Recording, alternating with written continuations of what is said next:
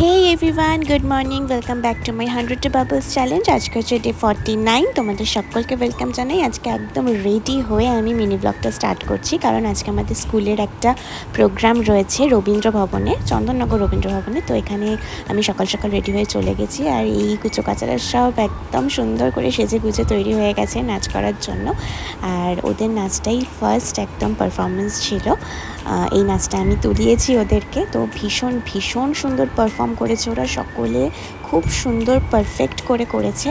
আর বাকি সমস্ত অনুষ্ঠানও এখানে চলছিল, এখানে সম্বর্ধনা চলছিল, বিভিন্ন রকমের নাচের পারফরমেন্স হলো, গানের পারফরমেন্স হলো, এখানে ওরা যোগার পারফরমেন্স করছে।